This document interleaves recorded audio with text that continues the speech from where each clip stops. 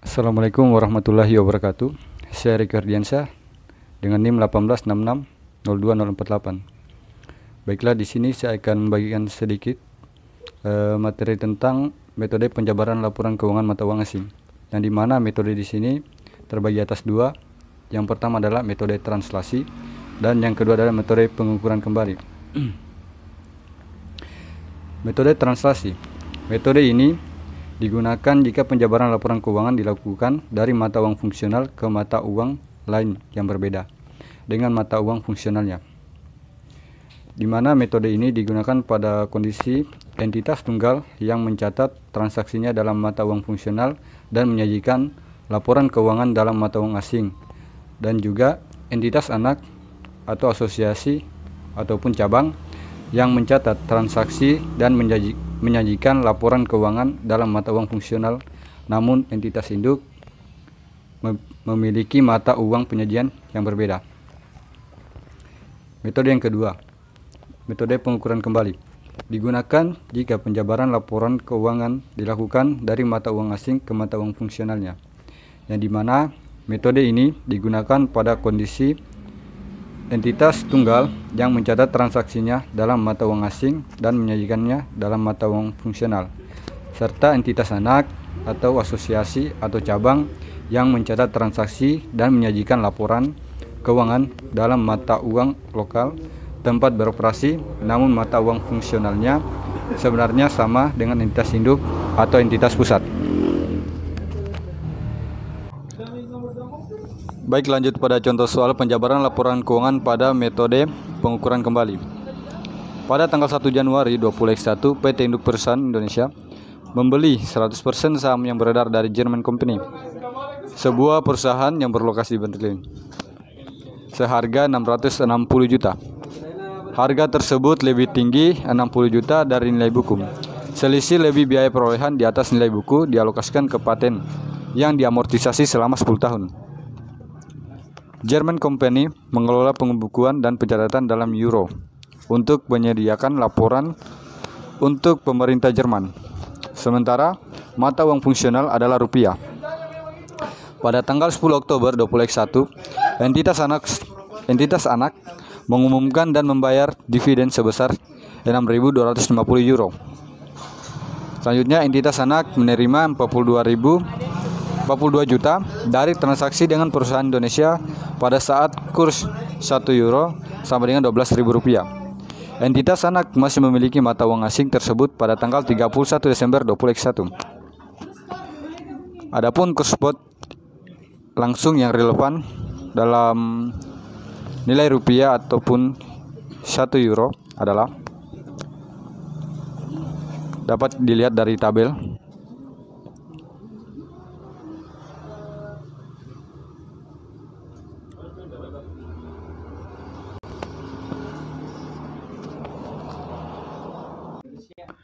Dapat kita lihat sendiri pada layar tersebut terdapat kos-kos yang ada pada PT Induk.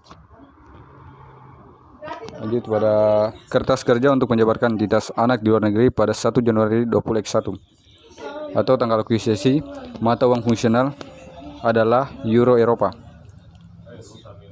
Di mana dapat kita lihat di sini terdapat pos-pos neraca saldo, kurs dan neraca saldo dan rupiah. Pos-pos yang pertama adalah kas. Kas yang ketika dinaikkan pada neraca saldo itu berjumlah 2.500 di kurs pada kurs rupiah ke euro yaitu adalah 12.000 dan neraca saldonya itu ada 30 juta.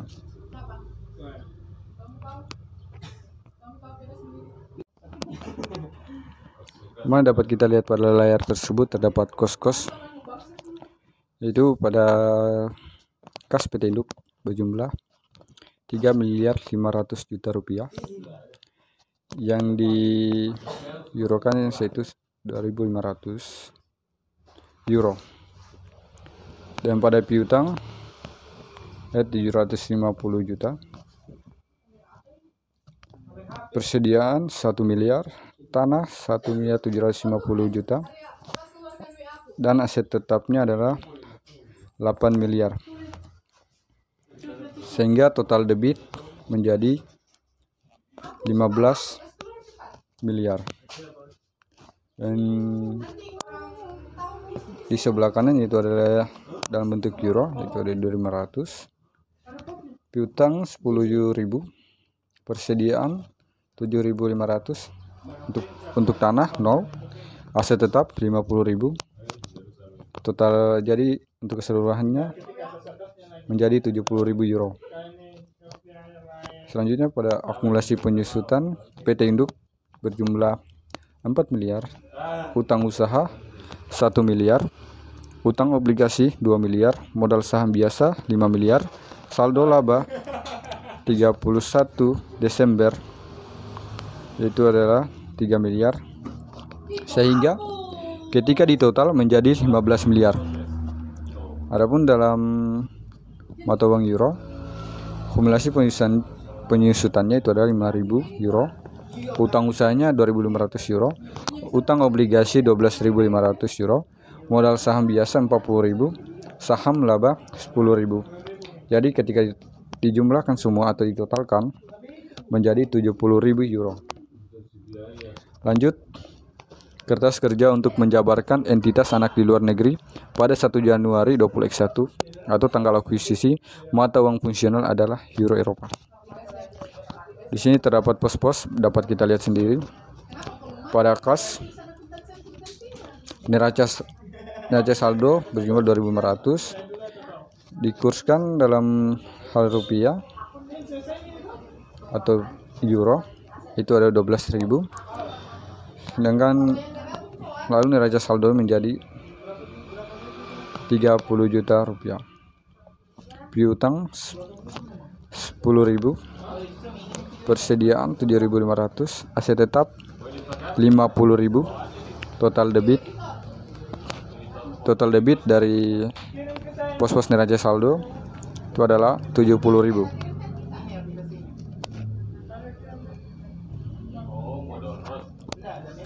Adapun akumulasi penyusutannya itu adalah neraca saldo itu adalah penyusutan pertama 5.000, utang usaha 2.500, utang obligasi 12.500, modal saham biasa 40.000, saldo laba 10.000. Jadi ketika semua diakumulasikan menjadi 70.000.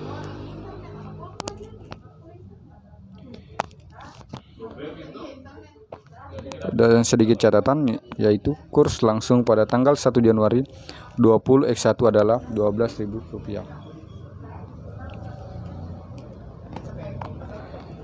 Lanjut pada diferensial pada tanggal 1 Januari 2021, tanggal akuisisi dihitung sebagai berikut. Biaya perolehan investasinya adalah Rp660 juta, simpan pada sisi kredit. Nilai buku investasi. Di sini terdapat 3 nilai buku investasi. Itu adalah modal saham biasa Jerman, itu Rp480 juta, dan saldo laba Jerman Rp120 juta. Jadi ketika ditotalkan menjadi Rp600 juta.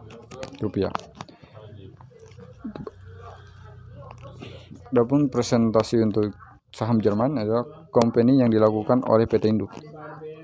Itu dikali 1,00 sehingga menghasilkan 600 juta. Diferensial atau selisih biaya perolehan di atas nilai buku yang diatribusikan ke paten 60 juta rupiah. Coba kita lihat pernyataan grafik tersebut. Adapun ayat jurnal yang dibuat oleh PT Induk selama tahun 2021 adalah yang pertama, Januari 2021, investasi pada Jerman Company pada kas yaitu 660 juta. Dalam hal ini adalah pembelian saham Jerman Company. Kedua, jurnal untuk mengeliminasi ekuitas entitas anak dalam konsolidasian laporan keuangan sesaat setelah akuisisi. 1 Januari 20X1. Modal saham biasa German Company berjumlah 480 juta, saldo laba 120 juta, dan diferensial 60 juta. Jadi ketika ditotalkan mulai dari modal saham biasa ke saldo laba itu ada 600 juta dan diferensialnya itu 60 juta, jadi 600 juta tambah 60 juta berjumlah 660 juta menjadi investasi pada saham German Company.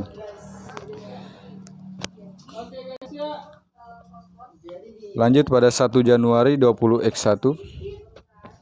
Nilai paten yang sebelumnya ada 60 juta rupiah dan diferensialnya ada 60 juta rupiah. Jadi jurnalnya adalah nilai paten pada diferensial senilai 60 juta rupiah. Lanjut pada 1 Januari 2021, kertas kerja untuk laporan posisi keuangan konsolidasian tanggal akuisisi 100% pembelian pada harga di atas nilai buku. Dapat kita lihat di sini. Yang dimana kas pada PT Induk berjumlah 2 miliar 840 juta.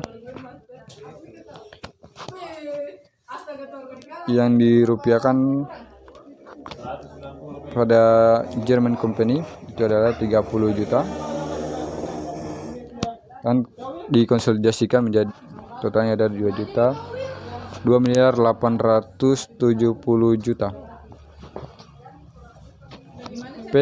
Ada piutang usaha pada PT Induk ada 750 juta, German Company 120 juta.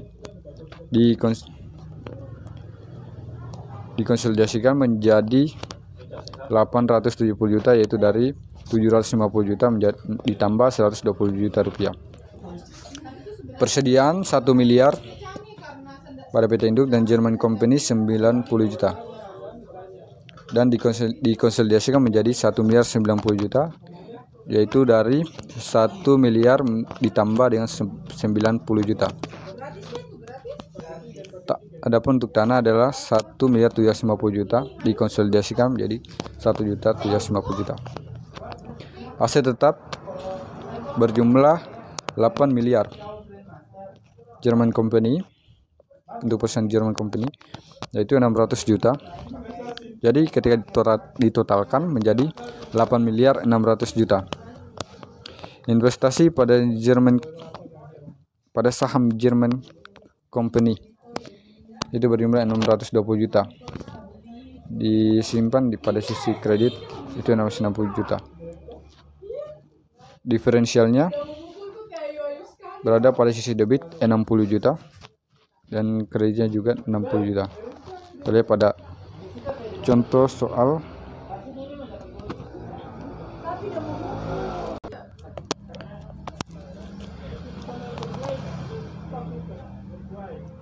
lanjut pada paten adalah 60 juta sehingga di kertas konsolidasi ada 60 juta. Total debit dari PT Induk yang dijumlahkan mulai dari kas hingga patennya berjumlah 15 miliar. Total debit pada German Company yang dijumlahkan pada kas sampai paten berjumlah 840 juta.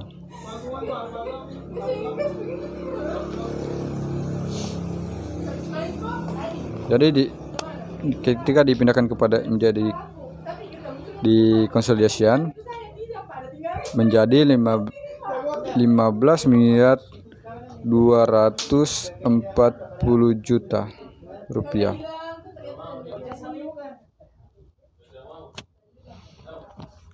Pada akumulasi penyusutan PT Induk berjumlah 4 miliar, utang usahanya 1 miliar, utang obligasi 2 miliar, modal saham biasa 5 miliar, saldo laba 3 miliar.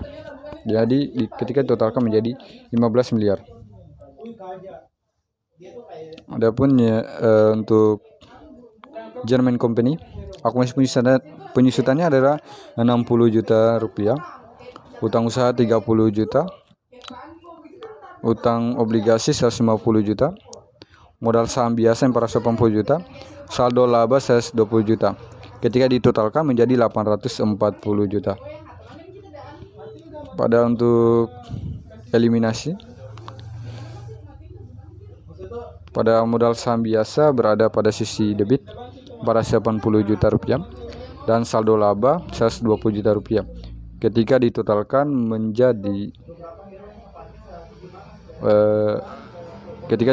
dengan yang berada di atas 480 tambah 120 itu berjumlah 600 dan 60 juta tambah 60 juta berjumlah 720 juta. Ketika dikonsolidasikan akumulasi penyusutannya menjadi 4 dari total PT Induk dengan German Company. Akumulasi penyusutannya itu berjumlah 4 miliar 60 juta dan utang usahanya 1 miliar 30 juta, utang obligasi 2 miliar 150 juta, modal saham biasa 5 miliar, saldo laba 3 miliar. Padahal ditotalkan total kredit yaitu adalah 15 miliar 240 juta. 31 Desember 2021 pengukuran kembali neraca saldo entitas anak di luar negeri. Mata uang fungsional adalah rupiah. Dapat kita lihat di sini pada tabel pos-pos mana beban pokok penjualan dalam euro tidak ada, kurs tidak ada, dan rupiah pun tidak ada. Persediaan awal dalam euro 7.500 dan di kurs ada 12.000 dan dirupiahkan total menjadi 90 juta.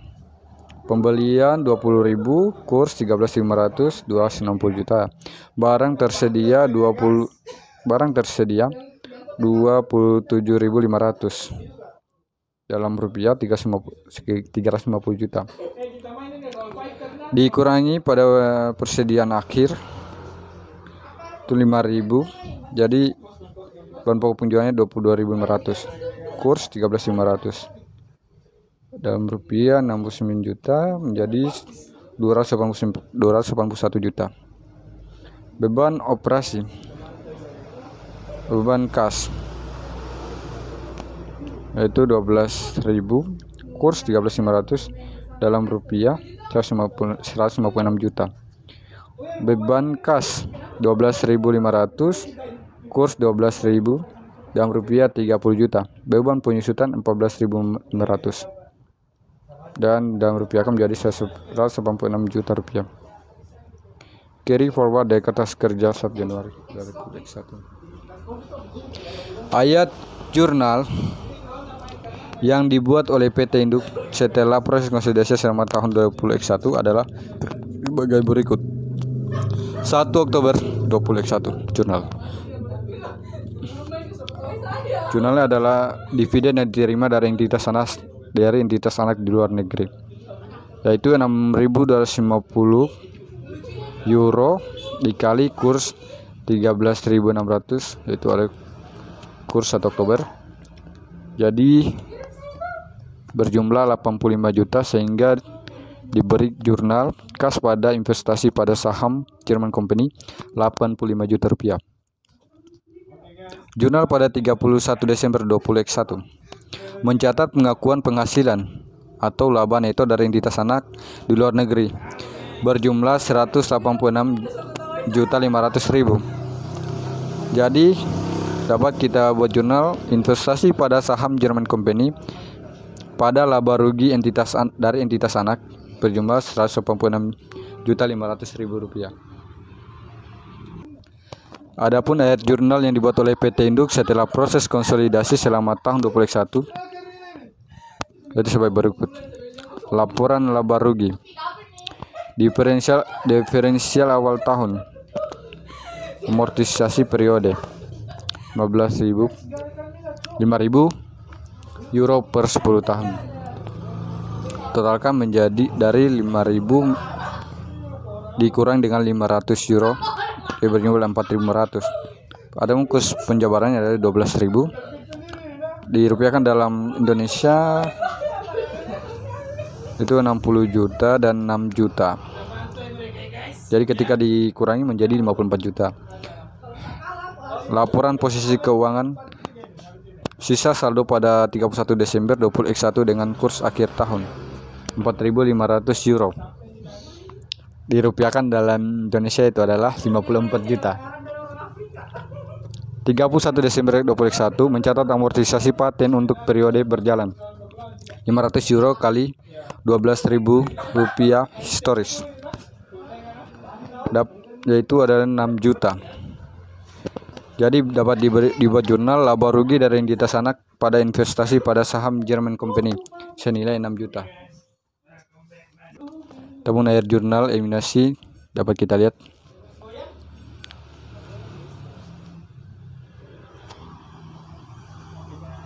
Lanjut ya, di sini adalah kertas kerja konsolidasi yang disiapkan setelah pengukuran kembali laporan asing.